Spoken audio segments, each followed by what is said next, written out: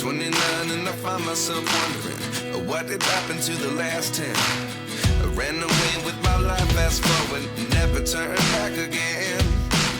It's kind of funny that the more we pass time, the more we need to set the rewind.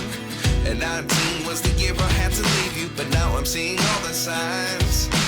Is this really happening? I can't believe it's true. I'm just as surprised as you.